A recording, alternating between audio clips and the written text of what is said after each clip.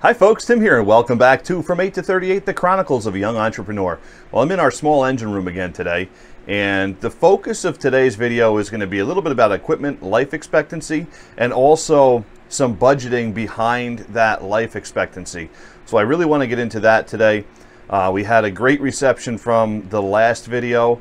A few people reached out to me and said, wow, I had no idea it was that expensive to actually run a business. And the one guy said, I run a business and I had no idea it was that expensive.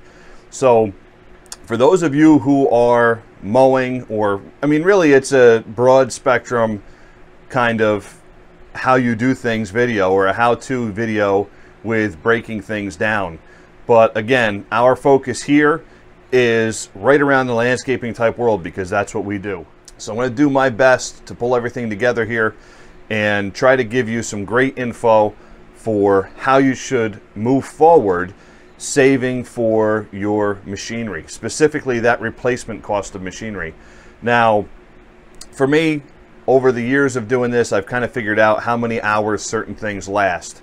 And to me, a lot of stuff has a life expectancy of where it's a useful life expectancy. So, you know, last week I said our zero turns are 2,500 hours and I want to turn them over. Now, that doesn't mean that at 2,500 hours they go to the scrapyard. At 2,500 hours, I'm going to try to sell them to somebody else as a backup mower, or it may be moved into a backup mower for us. A homeowner might buy it, things like that. Somebody who's a small engine mechanic may buy it for their own property. So I don't have those figures figured into replacement value because that's not an exact science. So a few things like that I wanted to talk about. I've got some numbers behind me. This is only replacement value. So this isn't money that you should be putting aside for your regular maintenance, right? On our trucks, we have oil changes and we have tires and we have brakes. Now, really in the first 50 or 60,000 miles, if you buy a truck new, those are the main things that you're going to be doing on them. But as your trucks age, you look at things starting to break down. We all know that. And different trucks are better or worse. You can have that argument. I'm a Ford guy. I love my Fords, but they have their issues just like Chevy and Dodge has their issues. So no matter what truck you buy, you got to plan for the unexpected. So our white truck plows the majority of our driveways. It also is the one that has the mow trailer behind it almost constantly. And that truck has now 101,000 miles on it. We still haven't done a transmission. I have money sitting in the savings account waiting for that transmission to blow to pieces because I know it's going to happen. So things like that, you know you're going to need. Right now, if you plow driveways during the winter, you should know that you're set up for the winter. We are just getting ready to go into July. Next week is going to start the first week of July. So you should be starting to think about winter. I know it's crazy. I know it's 6 months away, but as professionals, this is what we need to do. We have to plan ahead. So if you had an issue with your plow last year and you just kind of squeaked it through, get to that now. Hopefully I'm reminding you, get to that now, fix it now. But think about replacement of these things, right? Our trucks, our plows, our trailers, our mowers, all those things. So I've got that behind me on a breakdown. So let's step away here and I'm going to pull this camera up close and just let you look at this for a moment. Okay, so we can see the whole whiteboard here and you can see how I kind of broke things down. Now, I've got it figured out that the average weed whacker is around $350. Now, those are the ones we buy. They're right around $350. They may be squeaking into $400 now. So these are real replacement values on what things currently cost. And again, you could go cheaper than this, you could go more expensive than this. That's all dependent on exactly what you want. But these are numbers that you need to think about as you're working during the year. So our trimmers are around $350. They get around 500 hours of use before we really start having problems with them.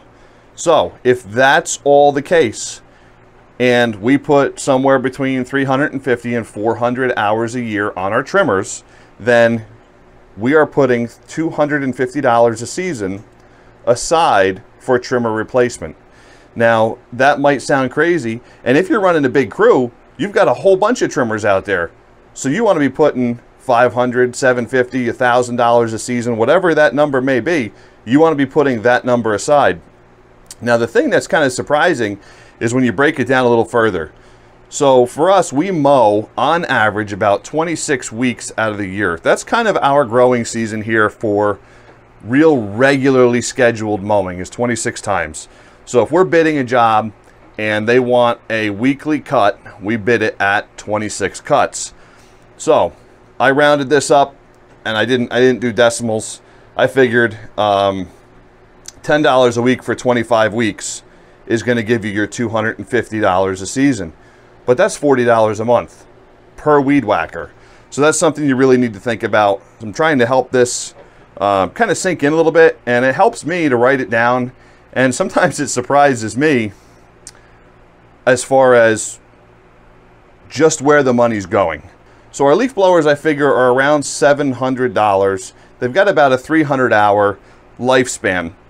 They may be more than that, but I've kind of found somewhere between the 300 and 500-hour mark is where issues start really arising.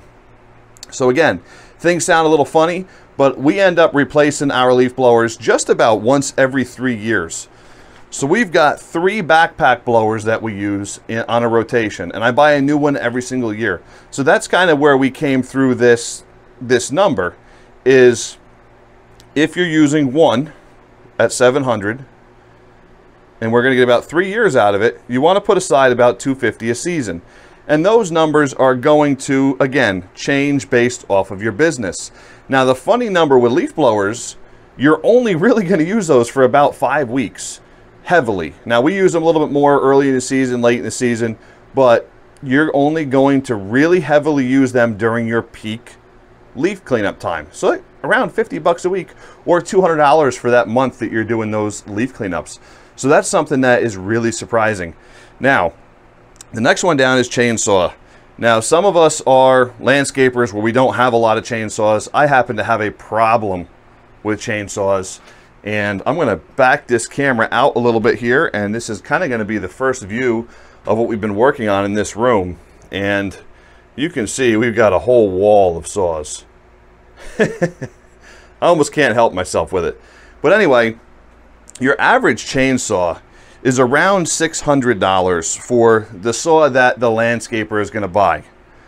So you're not going to buy the super expensive big ones. You're going to buy kind of a mid-grade. It's going to run around $600. Again, these are numbers that I'm using. Is the replacement value on my saws, I list it as $1,000 a season. We use them about 20 weeks out of the year when we do our firewood and we're working on the different properties, doing clearing jobs, things like that. So only that $1,000 covers 20 weeks, which is $50 a week or $200 a month while we are working with that. So again, the seasonal work, it's a little weird figuring out the numbers, but this was a really nice way to figure it all out. Last week, you heard me talk about our zero-turn mowers, around $20,000 replacement value, the way it sits right now on those mowers. I have said ours have a useful life of 2,500 hours. That is $8 an hour that it costs replacement-wise. So $8 an hour needs to be going aside into that savings account. Now, we figured it out at about $225 a week when we're mowing, or $900 a month needs to go aside when we're mowing. And again, we mow 26 weeks, which is somewhere in the 6 to 7 month mark.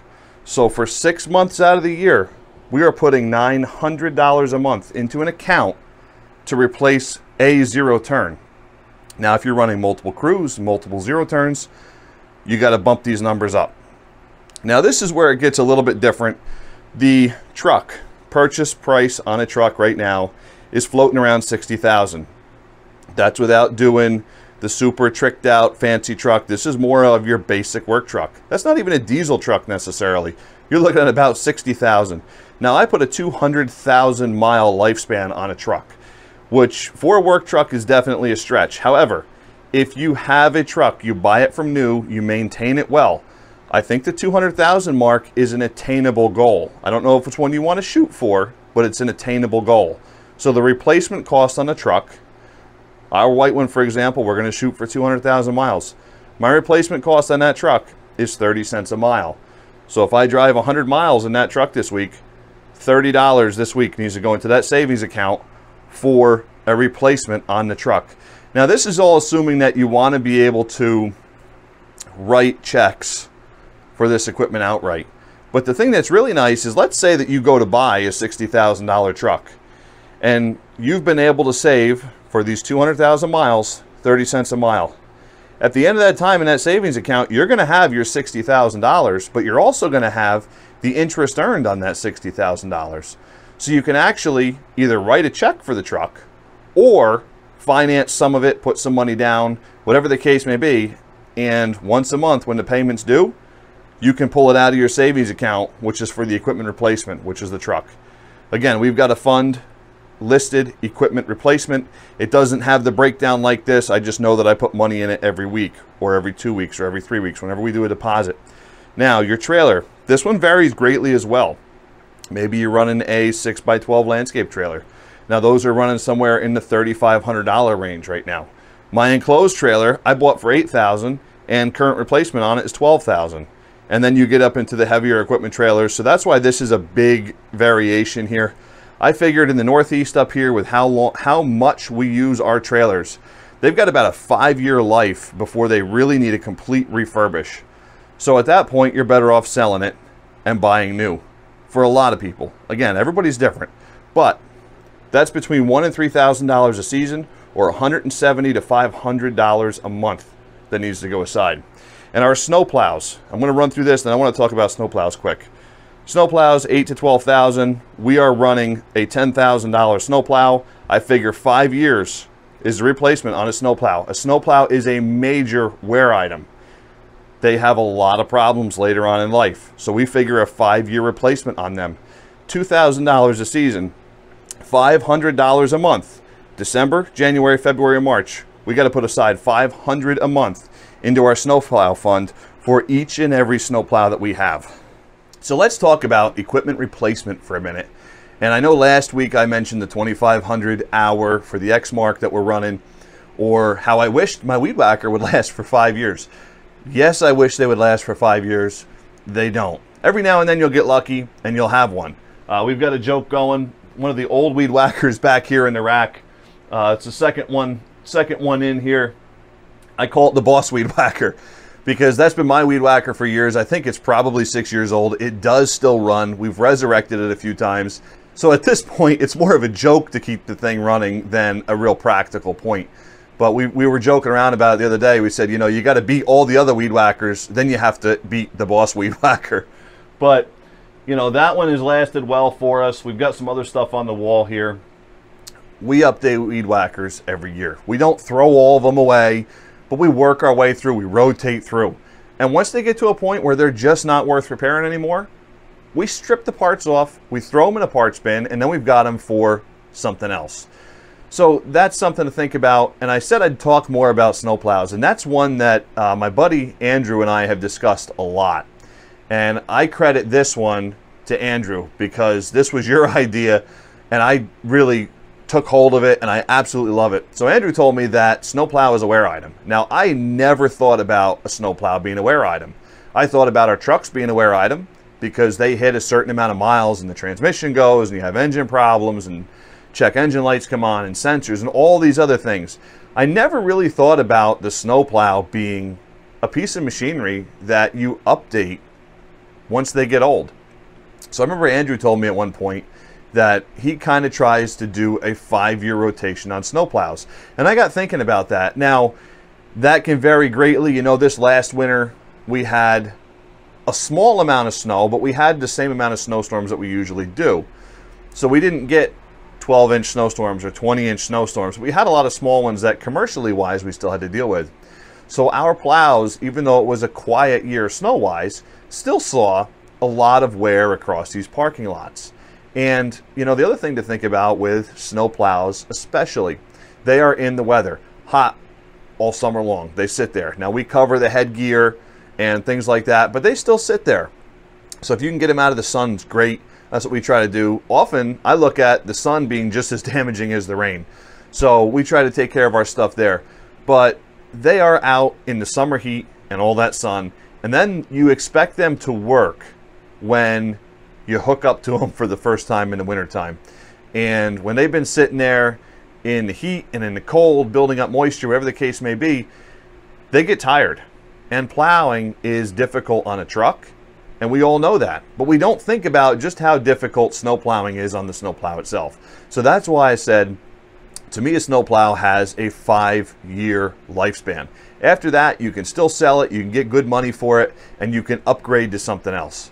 So that's a really nice point to be, where it's not junk. You're not bringing it to the scrapyard for $100, but you can still get some money for it in the marketplace, and you have, hopefully at least, a nice reliable snowplow going forward into the next season. So when I was talking about snowplows earlier in the year, guys, again, next week is July.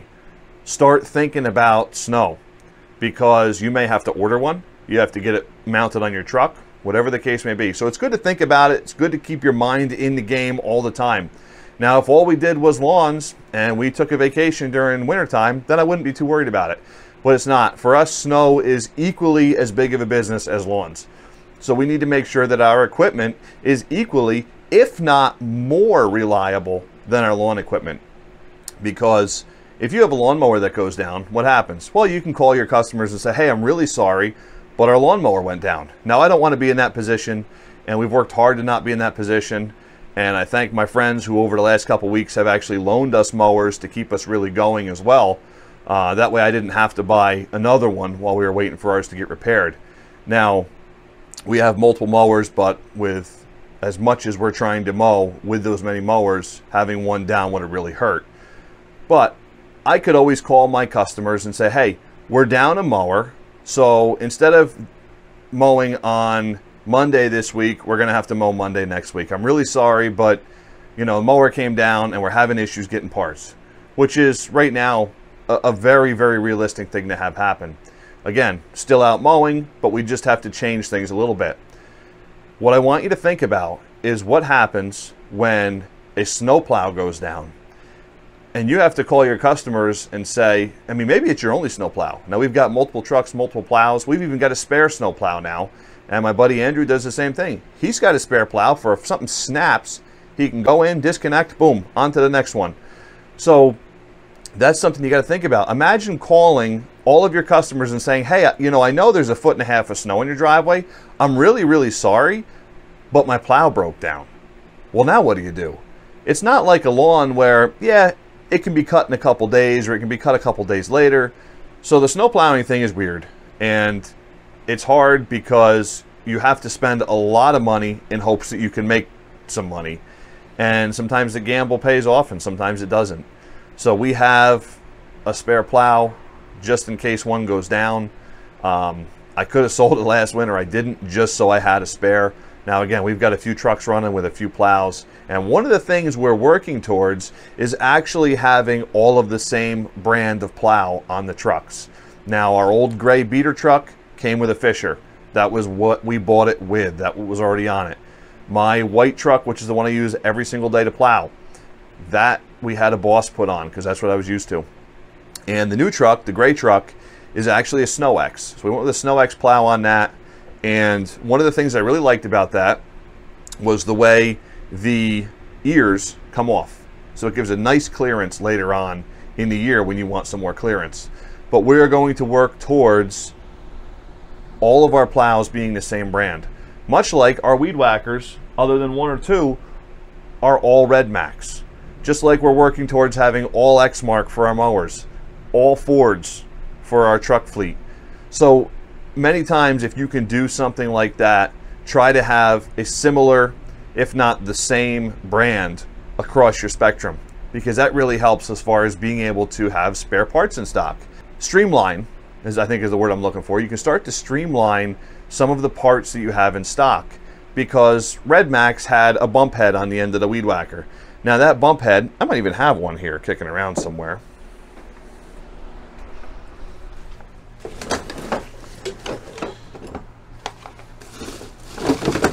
There we are. All right, so what I was saying about parts, and I had to go grab this one because I have a whole bag of these. Red Max has this on the end of their trimmer. Some of you folks are used to this. You've seen it before. This is the bump knob that the string wraps around on the weed whacker. I've got an entire bag of these things because it's something that goes bad. It's a wear item on that trimmer. So this is a very replaceable part. It's cheap, and I was able to buy 10 of them because we've got a ton of Red Max trimmers. So this is the big wear item on the Red Max, and I've got this. And I've got a couple other parts as well. We've always got our spark plugs, things like that. But as you grow, as you start to mature basically in the landscaping world, and you start having different things, try to figure out what brand you like, find a dealer that supports that brand, somebody that you really like to go to. And you know what? You know, maybe you're a Red Max guy, but nobody around there does Red Max, but they all do Husqvarna, or they all do steel, whatever the case may be. Try that. Buy one, try it. If you really love it, maybe it's time to switch to that and work your stuff through that. So those are a few thoughts as far as having parts on hand, and really, again, the replacement value of your machinery. Make sure you're putting that money aside, because if you're doing lawns like we're doing, and actually, you just heard me say it, I borrowed my buddy's mower so that we didn't have to go buy a brand new one. We could have gone out and bought a brand new Exmark this year. Now, we were not planning on doing that.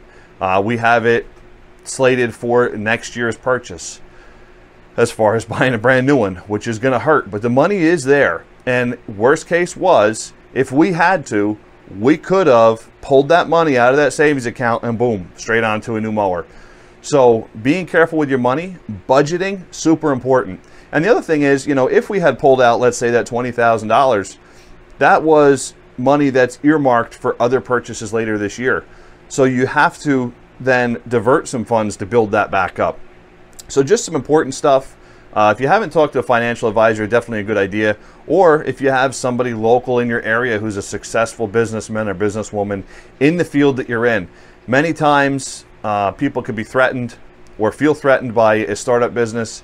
I feel in our case, there is so much work out there, and we've built a pretty good name for ourselves with our clients that it's not really threatening for me to sit down and talk with some of the startup guys in the area and really help them out. Because if you want to make this work, and I talked about this in the very, very beginning, the first couple videos I did, hard work and dedication, right? I'm going all the way back to the beginning here, folks. Hard work and dedication. So if you want to make it work, hard work and be dedicated to it. And if I see somebody who's working hard and they're dedicated, I want nothing more than to see them succeed. And you know what? If that costs me a loan or two along the way, but they succeed and they do well, I'm willing to take that hit. And it's something that if you folks are successful and watching this, help out the younger guys, help out the younger gals that are starting out. Try to help them along this path. So that's all I have today about the equipment replacement and the lifespan of your equipment.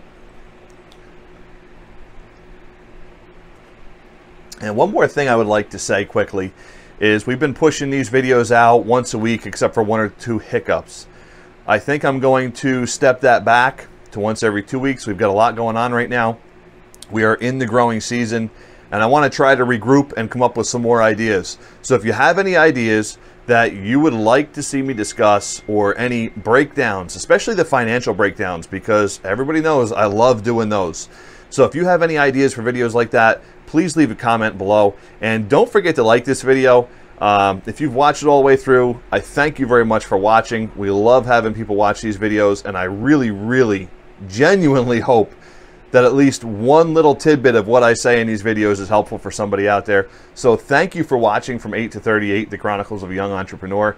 These are stories or kind of advice from my 30 years now of being an entrepreneur. I'll be 38 in a couple months, so that's where the 8 to 38 came from. I started when I was 8, and I'm going to be 38 in a couple months. So again, thank you so much for watching. We love what we're doing here. We're having a blast making these videos. Have a great day.